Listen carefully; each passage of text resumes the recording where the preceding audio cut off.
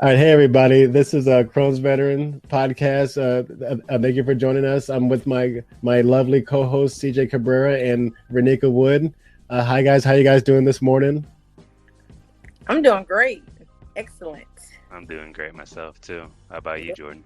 I am doing well. Thank you for asking. And yeah, so it's really exciting. We are welcomed by our new co-host again. Renika Wood. And so today's episode is dedicated to talking about her story and all the fun things that she's going to be helping us out with Crohn's veteran, and also having a conversation about body positivity and how that intersects with IBD. And so Renika, again, thanks for being here today, and thanks for joining the team, and tell us a little bit about who you are and your IBD story. Well, first, I would say good morning and thank you guys so much for even having me up here. This has been a blessing. I feel a little nervous. I don't know why. I feel a little nervous and I feel anxious and excited all combined into one. So I can't even describe that word, but just know I feel that way right now. So, my story. Ooh, where do I start? Well, just to start, I would say, how did you get diagnosed with Crohn's disease, right? And Yes. When did you first start feeling symptoms? Exactly. Okay. Mm-hmm. Yeah. So I remember it was April 2011. People have they call it that Euro or some type of flu where you have like the nausea and going to the bathroom like 24-hour bug or something. Mm-hmm. So I remember I thought I had that, but it lasted a week, and I was looking like, wait a minute, this is the extended version of this kind of flu. I need to know what's going on. So I went to the doctor, and the doctor said that my blood level was actually low. I think I was like a 6 or a 7, my blood level. So she says that I was passing blood microscopically somewhere, and I'm looking like, I said, I don't know where the blood coming from. I feel fine, but Right. then I felt like my body started to deteriorate. I was getting more nauseated. I was getting more stomach symptoms. So I had to have my colon checked about a week later. At that time, they affirmed that I had ulcerative colitis. That day, she said, you can't have no more salads. You can't have no more green food. I'm looking like, what? Wait a minute, hold it. Yesterday, I was eating salad yesterday. Wait a minute. Right. I'm looking like, no green food. I didn't know what was going on. So that day, I was crying like, Mom, I can't have no more salad, no more green food. What am I to die? I didn't know what's going on with me. Putting on these medications called Lialda, that totally rocked my world. I took it for a whole month, and then I got so sick, I couldn't even hardly breathe. Went to the hospital. They said I had developed pancreatitis. Was in the hospital for, I think, 6 days at that time. So through the course of time, I got put on Imuron, prednisone, Remicade. I was on Humira. Just throwing biologics at you. Wow. Man, just the whole book. Right. I was taking it all. The Remicade did well for me for about a good year. Then, like, for the third week, my body would go back to the old flares again. So therefore, the Remicade started to not work for me. They decided to develop antibodies. I said, what is an antibody? Well, okay, I got that message. Then moving along, my doctor at the time, he was like this real cool doctor, but he was kind of like very casual. I don't think he took me really very seriously. I would come and see him. He gave me like 20 milligrams of prednisone like each time I go see him. In my mind, prednisone was my go-to drug. Like, yep, prednisone, be feeling good in the next 2 days. I'm back on it. Right. Not knowing I'm going to get the moon pie face syndrome. Didn't know what that was until I looked in the mirror one day. I said, my face is swollen. Oh, yeah, that's a side effect of prednisone. I was like, I don't want no more of these prednisones then. Mm-hmm. But as time went on, I got sick again. I had to go to the hospital again. This one I had moved back home with my mom for about a 5-month period. I was so sick. I remember I couldn't even walk up the steps. I couldn't even get out the bed. I couldn't even do anything, but I still managed to drive an hour and a half to work every day. To and from work every day, drive back home an hour and a half. I get in the car, I couldn't even get out the car. That's how sick I was. I was pushing myself to the limit, and I finally got admitted to the hospital again. At that time, I think it was 2015, I was diagnosed with Crohn's disease. That's when I had a real diagnosis of Crohn's. Okay. They indicated that my colon had like a lot of lacerations, a lot of ulcers. Like I was going to I never talk about bathroom breaks because to me it's real personal. Right. But having Crohn's, bathroom is like breathing. Hey, going to the bathroom. Hey, yep. Okay, going to the bathroom. Right. You know? So I was going to the bathroom, I know, 25, 30 times a day. I was going to the bathroom so much that I had a secret. I had a pillow in the tub with a cover. And I would just lay in the tub and just go from the tub to the bathroom. Wow. And then go from there to the bathroom, to the tub to the bathroom. And I'm looking like, this can't be life. Then as time goes on, I got better and I started developing these, what you call these fissures and fistulas. I had to learn these type of words. I said, what is this? I know, me too. That's, yeah, I can relate to that. Sucks. All they can say was, take a sitz bath. So I started taking sitz bath, and I remember me, one night I was in the tub from 24 hours that night to the next day I was in the tub. I never got in the tub. I would cut the water on, let the water go out. Cut the water on, let the water go out. And I was like, this can't be my life. On weekends, I'll go home and get like a Kermit in the house. Then Monday, I'd be like, hey, y'all, good morning. It's Monday morning. Go home, back to the same basics. But as time progressed on, I got better. But then my diet started to need to be changed. I was still eating the beef, the pork, the dairies, all that stuff, not knowing that those things were increasing my symptoms. Right. I had to learn to do a process of food elimination. So I started to remove the chocolates, a little bit at a time, no sodas, anything carbonated. So I did well with that, and I finally got on Entyvio, did great with that medication. But then the doctor said, your fistulas are getting more, they're increasing more. So they start you on the beautiful drug called Stelara. So now I'm on Stelara. So I had my major, this is something I have not really shared a lot about, but I had my major surgery that I call major on December 20th, 2019. I remember the day I got my temporarily loop colostomy. I have never said that out loud to anybody on the public forum before. Well, thank you for sharing that. Definitely. I was fighting it tooth and nails, but I kept saying I was fighting it because it was more of a vanity thing or a stigma thing. Like, I'm being known this girl with a colostomy bag, whoop de whoop. Right. I'm being known with a girl that she got a bag in her stomach, whoop de whoop. I had all of those insecurities about myself, but I had to learn that I'm trying to appease everybody else while I'm over here suffering internally. So I had to remove them. Right, and not only that, I mean, everybody has something going on. Right. There is that. So and not only that, I've had a temporary bag myself. Okay. So I can definitely relate to that feeling. Just, oh my gosh, this is such a different thing. But also in the IBD community, so many people have these things and have these bags and still live really awesome, fulfilling lives and stuff. And so to me, so to anybody out there, it may seem kind of scary on the front end, but but for the right people, it does help a lot. It also improves the quality of life too. I agree. I agree. You guys, that is so correct, because quality of life is not living when I know for me, when I was trying to just be amongst my friends and not eat food so I went to the bathroom versus me being able to eat and have fun. Now I'm able to enjoy and thrive. I'm able to go and move about, places that I once couldn't frequent. Like I can drive long distances and be good with eating me some chips on the way there and not have to go to the bathroom without to stop. So you're right though.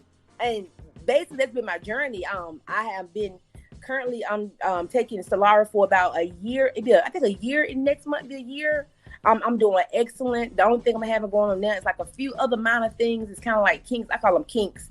But I have a great treatment team at Duke. My gastroenterologist, my colorectal surgeon, like they're the bomb. They're awesome. Definitely, I think that's very important to have a good team on your side too.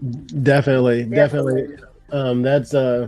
I've had both experiences. I've had a great team and a not so great team. I have too.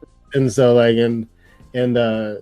for my big surgery, it was that was when I had it was 18 inches of my colon taken out and my ileum taken out and and all that stuff, and that hospital where I got that taken at, I won't, I guess, name drop them, but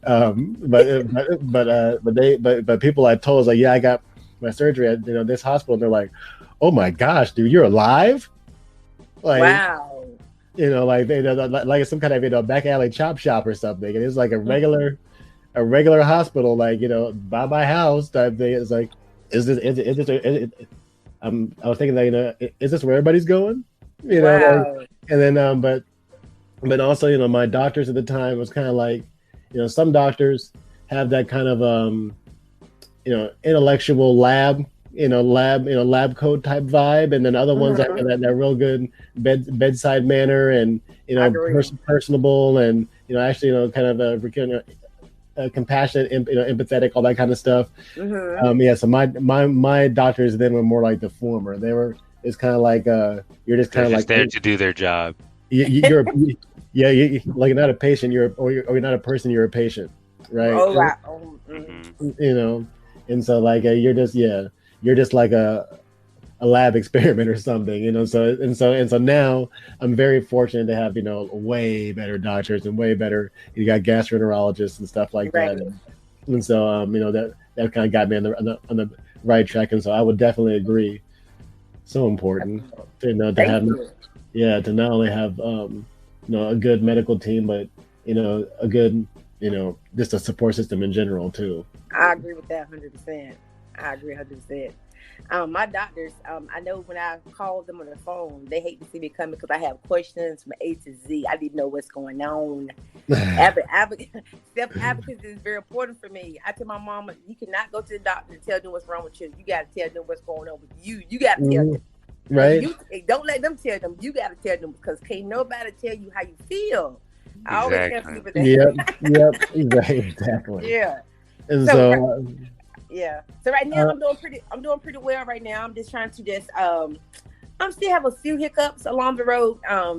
I have had the opportunity to have a reversal on my beautiful life-saving agent. However, I don't think that that's something I want to pursue, because my doctor indicated to me that if I did pursue it, then I probably would be 10 times worse as I were going in prior to that. Yeah, and so now you're just trying to doing the Solara and just trying to find just kind of lifestyle stuff to try to maintain. I am, and so far I'm still speaking about the body positivity. It's still a kind of 6 months in. This still still fresh and new, kind of new. 6 months, so I'm still new to the game. So I'm still learning a lot. And there are days I've been like, please. I'd be like, not today. But then I say, you know what, Sonia? Just take a seat, get back up, and start again. And that's why you use that as motivation, because if not, I would drive myself crazy over Exactly. Yeah. I mean, being body positivity or having a good self-image, man, IBD can just do a number on the on the self-esteem, on the self-worth and stuff. Because, I mean, for me, for instance, like that surgery. Before that surgery, I was about 20 pounds heavier than I am now. And so and then, or maybe I don't want to exaggerate, maybe 15, but after that, it just, no matter what I did, no matter what I ate, how much I worked out, it just vanished into thin air. And so I'm not a big guy, I never have been. And so 10 or 15 pounds for when you're only 150 or whatever is a lot. Facts. Big facts. And so trying to, that's something that I'm still, that I still I struggle with a little bit, just trying to, being like, oh man, I'm skinny. But just, feeling like, just, being, having that, being grateful for what's going right, all that, all that kind of stuff. And also that there's still things that are within my control, like diet and exercise and stuff. And I can still, me and CJ, try to do what we can, as far as exercising and stuff. But it's a journey, and so that's something too. Is like, just do what you can. If you don't feel good, you don't feel good. It's all good type thing. Yes. Don't push yourself too much. You don't want to be a me where you're just like trying like really hard, and then you end up like hurting yourself and pushing yourself 3 steps backwards instead of like moving forward. Right. So. Right. True. Yeah, because your body will tell you when it's time to take a break. I have learned from that. Exactly. I'm just hard-headed, man. Let's say I hurt my wrist, I'm gonna just wrap my wrist and keep going. Right. I can see that.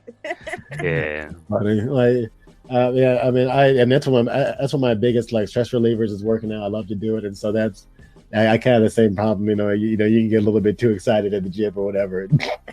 Put on that right music. I'm just yeah, got like the meat bug face going. Yeah. Like, oh, my arm type thing. So exactly. So your body will tell you to take a break. Though. I can tell you. Right. When that fatigue come up, you be like, you know what? Let me go ahead and lay this couch for a few minutes. Before you know it, be 2-3 hours gone by. You still on the couch relaxing. Yeah, it's crazy because like going back into the gym and trying to even lightweight, it'll still have me like winded. Like I'd get up, let's say I'd get up from like squatting, and I just have to like kneel for a second because like I guess. You know, I got up too fast and like the room is starting to go black, but I just gotta chill for a second. Right. So, gotta take your time. Yeah, don't overdo it. Yeah, like little dude is my son has decided that he wants to be the strongest man in the world. So so he's gotta start him early. I was thinking about those little YouTube videos of those little jack little 5 or 6-year-olds or whatever. Like, did you ever see the video about the strongest kid? No, apparently the dad like made him like work out since like a really young age, and then the kid got into it, and he was just like a beast. He was so ripped. He had like the 6-pack. He had like the big chest. He had like everything. But I'm not sure. At the end of the day, the kid like hated his dad because he took his childhood away from him. That's like that's a lie. Yeah, I'm not sure if I should show him that because it might he might be like, Dad, I think I'm motivated. I'm inspired. That thing, and so I want to train.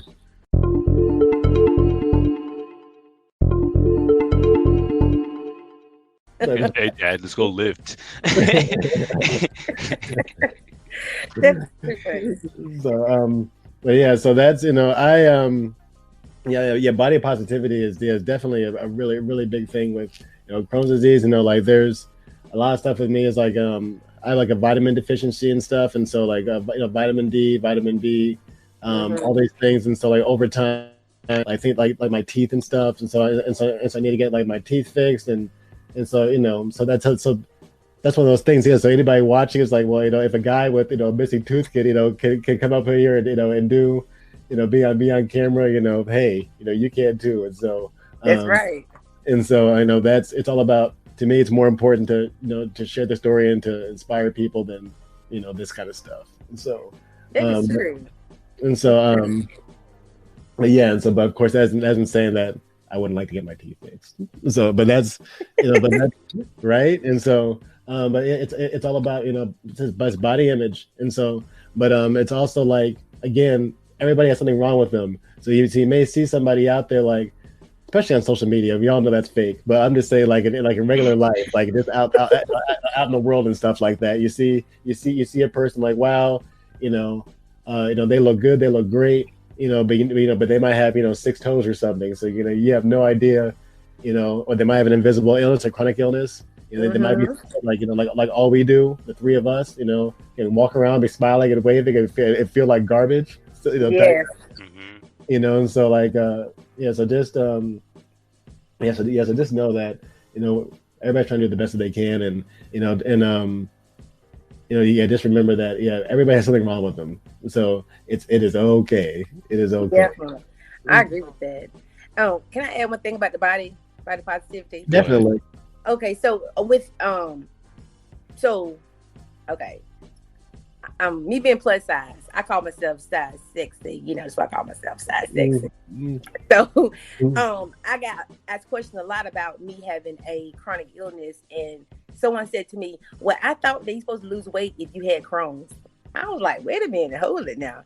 I got offended because in my mind, like, I'm not sure if the question was asked was out of genuine concern or out of me not being truthful about what I had going on. So I had to make sure I educated the individual on what I had going on and the longevity of where I was to where I am now. I said, there are a period of times where I did go through the I was malnourished and dehydrated. I couldn't eat for like a whole week. I lost like 25, 30 pounds in a month. You know, but in the same token, when you become a little healthier, you tend to do things a little differently. So I told her that my body and where I am now took a while to get here, but I always been plus size, but I'm healthy now. But because I lost weight one time, but it was unhealthy weight. You know what I'm saying? So, but like people who going through the struggle of wanting to gain weight and lose weight, you know, just take it all in stride. Just try to do the best you can with either way, because it's not actually a good thing to tell a person where you look good to be sick. I'm like, what? People say stuff like that. Right? They do. Very disrespectful, you know. But I don't know if it's them not knowing that it's wrong to say that, or them just not knowing it's wrong to say that. Either way, it's wrong. You tell me. Or either you look too pretty to be sick, or you look too good to be sick, or you sure you sick. Like, you don't say that to people. So that can really tear down a person's self-image as well. Because for me, it took me a while to be able to share about my story and to be able to share some of the most vulnerable things I've been through. Because if I didn't have my confidence and my family support, I probably would have still been in this house like a hermit, crying every day, then going to work like, hey everybody, good morning, how you doing? But then go home and being depressed. So it's very important to understand that people go through things that you may not know. So I always try to offer a lot of compassion and like encouragement throughout the course of the day to anyone. So you want to throw that part out there. Yeah, well, thank you for that. It's you know, we all know what they say about, you know, assuming, right? You know, the whole ass out of you and me type thing. So and also, just I think it's, you know, someone tells you they're sick, you know, like just they're sick. So I mean, especially with something like why you gotta lie about it? Yeah, I mean, with IBD, like Crohn's, ulcerative colitis, you know, irritable bowel syndrome, all these things. The symptoms of those. Who walks around and says, you know what? I'm gonna start making this. Exactly. You know, I'm gonna start talking about how much I poop every day to people. Just like for giggles, keep life exciting type thing. Very interesting topic. You know, but that's, you know, so you know, that's what, you know, it's amazing. Yeah, that's probably, you know, it's almost a judge of character. It's almost, you know, like a warning flag. You know, like a red flag. If you say, "Hi, you know, I'm Jordan, or I'm Renika, I'm CJ, and I have, you know, colitis or Crohn's," and they're like, "No, you don't." Like, really? So like, well, you know, I'm sick, bro. And they're like, la la la. I'm like, no. So, you know, so those are the kind of folks that, you know, probably are not good for the self-esteem and the self-worth. You might want to kind of run screaming from them. Definitely. I'm telling you, it's just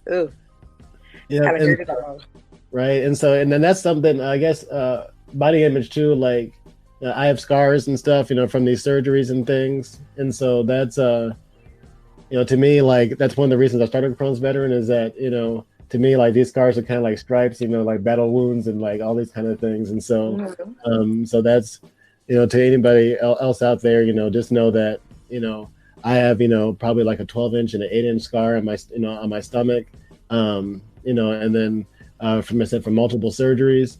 You know, I still go out, you know, swimming and go to the pool and, you know, all these things. And I've kind of, you know, let go of the idea, like, oh my gosh, people are going to see my scars. What are they going to think? Like, you know, it's more important to live life and, you know, try to have fun and stuff like that. And and so that's kind of also the reason I have tattoos and stuff, because I have scars and stuff. So kind of stuff. You also gotta live your life for you, not for other people. Exactly. That's true, CJ. I agree with that 100%. You like live your own best life type thing.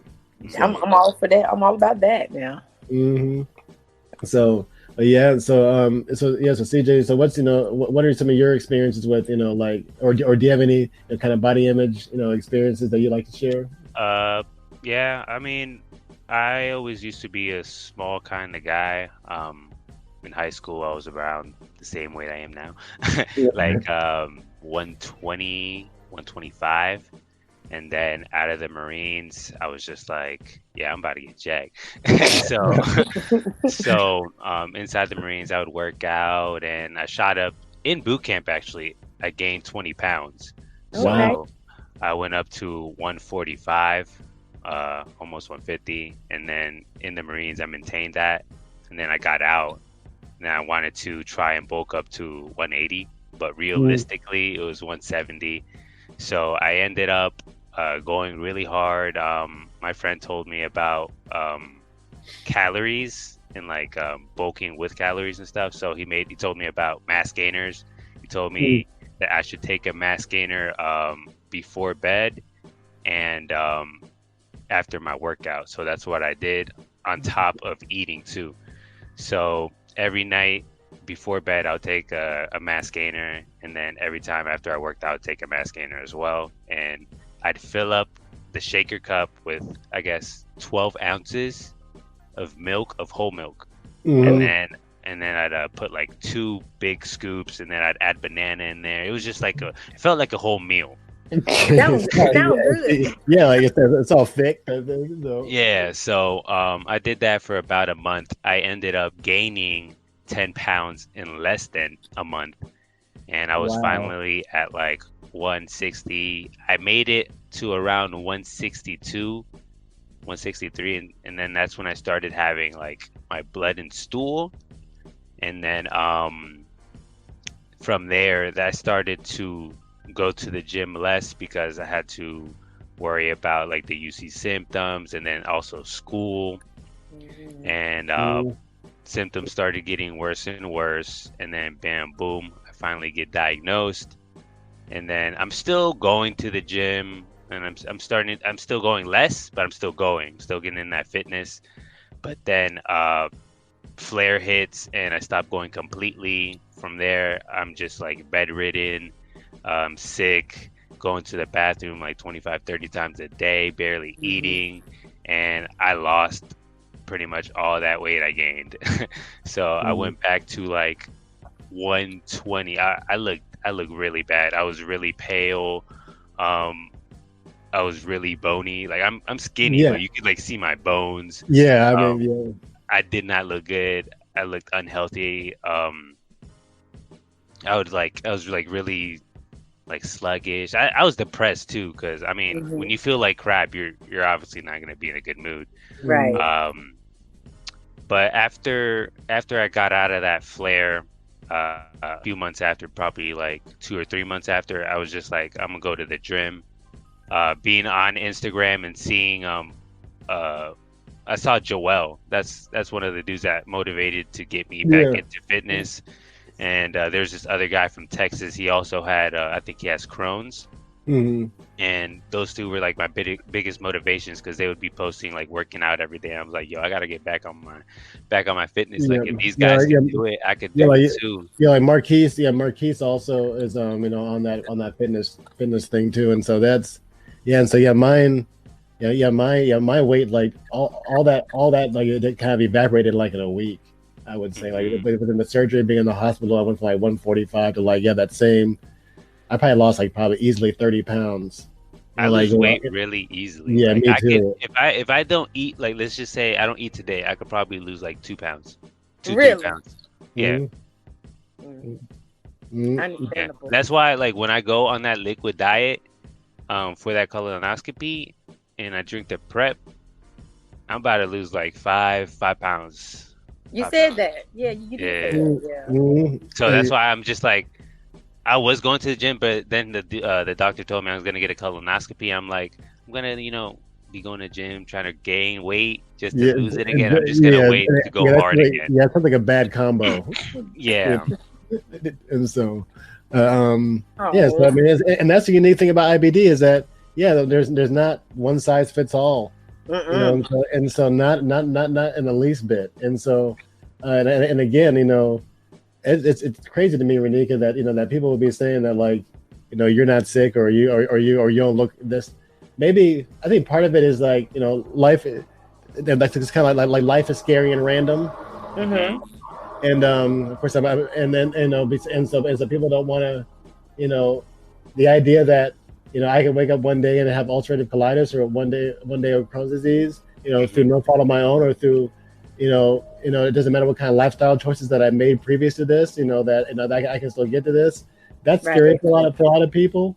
And so I think it's more like, you're not sick, that it can't be that, or or some kind of other kind of like denialism or around it, because I think it's got a little bit scary for some people to accept that I just. agree. I've been seeing a lot of body positivity posts from like a lot of females, but it's a big thing for guys as well.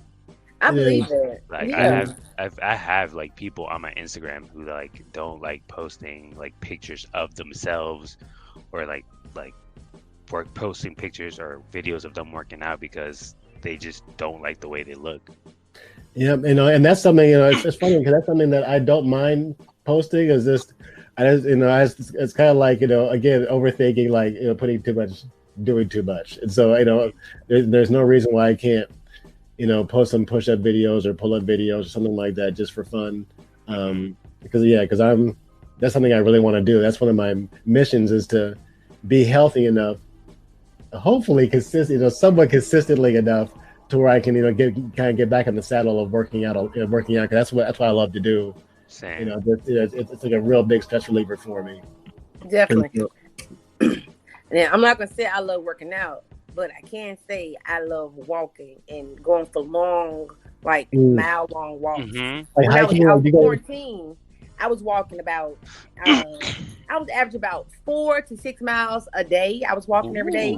Okay. Then I haven't walked in 2 weeks because I had, had the little thing I had going on last week, but I haven't walked in 2 weeks. But now my body's like, girl, you don't walk. So, your body will tell you when it's time to take a break, or when it's time to get to moving. Because right now I feel like I'm just being stagnant. I got to do something. But definitely, though, I think a lot of people tend to forget that men also have body positivity. Issues with their bodies as well. We think it's always females. No, it's not always females. Guys have those type of things going on too. So it's very important for us to understand that, So I know I'm all here for the body positivity. Yeah, guys will, it's like, oh, you got little noodle, like little noodle arms or a bird chest or something like that, or it's all these little jokes and stuff. You got little matchstick legs or something like that, and so that kind of stuff can, it can bounce off of you, but also it can still hit you too, and just like being overweight, or to me it's like the same kind of stuff that can hurt your feelings when you're overweight can hurt your feelings when you're underweight. And so that's why it's so important to just you said be kind to people. And also, one thing about you was talking about, you're taking prednisone a lot. Mm-hmm. When they were trying to put me on prednisone, I was kind of excited, but at the same time I wasn't, because the first thing I heard about it was that it makes you really emotional, and it like messes up with your mind and all of that. And then it also told me I'm a moon face, and that it helps you gain weight. So I was like, all right, cool, I'm about to gain all this weight back. So I was excited, but it didn't work like that for me. I was still the same weight. I wasn't gaining weight. It just made me really, really, really emotional, to the point where I couldn't stand it. Like, really? I was snapping on everyone and their moms, like, for no reason. I was like Hulk mode 24/7. It's just like, I couldn't. I told the doctor, I was like, yo, I'm after this one, I'm done. I can't do it no more. Right. Like, all right. We'll figure something out. But prednisone's the devil for me, man. I agree. But now, once again, I'm not a doctor, but those you that need prednisone from your doctor, take it as prescribed, because I made the mistake of it's different for everyone. Right. I stopped mine right in the middle of my tapering. It was not a good deal. It was not a good deal for me at all. I wanted to, but he's like, no, finish the taper. Yeah. I was like, come on, man, I don't want to take this. It tapered down like go from 10 to 9.5 and 9 to 8.5. Right. I'm like, it'd be the rest of the year. He tried to put me on like another month, and I was like, it's not gonna work out, doc. Nah. Right. But if you need it, take it now. Yeah. I mean, there's definitely a couple of times it's helped me out. So it's not. Yeah. Yeah. Leave it right there. Oh, yeah. Well, that's awesome. I think that was I think that was fun, guys. I think we're gonna wrap it up. Okay. That was a good combo. Yeah, it was a good conversation. And so again, This is a Crohn's Veteran podcast. I'm joined by my co-hosts, Renika Wood and CJ Cabrera. You guys can check us out on www.crohnsveteran.com. You can check us out on Twitch, on the Chill Ghost channel. Check us out on YouTube, Crohn's Veteran channel, Instagram, at official.crohnsveteran, at Crohn's_and_sexy with 2 X's, at Papuro, Papuro. Support us, become a member, subscribe today. We appreciate the love, you guys. Check out our Anchor. Subscribe to our Anchor. All right, cool. All right. See you later. Have a good day. Thanks. All right, gents, I'm going to end the stream here. Thanks for coming in. I appreciate